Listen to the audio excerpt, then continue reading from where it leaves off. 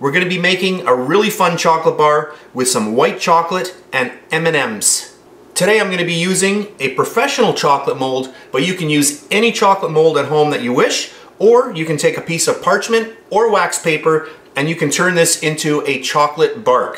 For my first step, I'm going to gently melt my chocolate in the microwave on the defrost mode. So I'm going to go do that and I'll be back in a second. So my white chocolate is ready to go.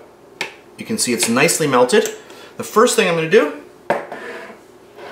grab my M&Ms and I'm just going to place them all around.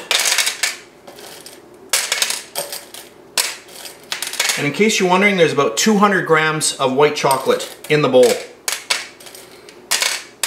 Each one of these little cavities holds about 100 grams. That looks good. And then we'll just start getting our beautiful white chocolate all over. Oh, this is going to be so good.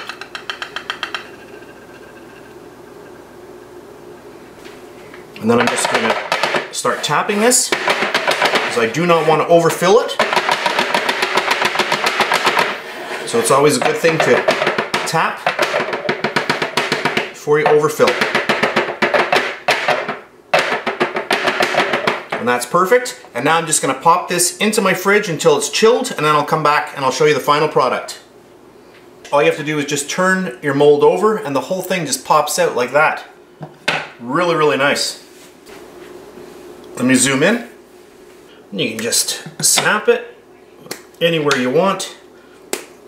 Look at that. All those beautiful M&Ms in the middle. Really, really simple. And there we go. So that's it for today's really quick video. I hope you enjoyed it. If you did, please give me a thumbs up, subscribe if you wish. So that's it for today, and I'll see you next time. And please subscribe to my BakeLikeAPro YouTube channel and also click that notification bell to be alerted every time I upload a brand new video.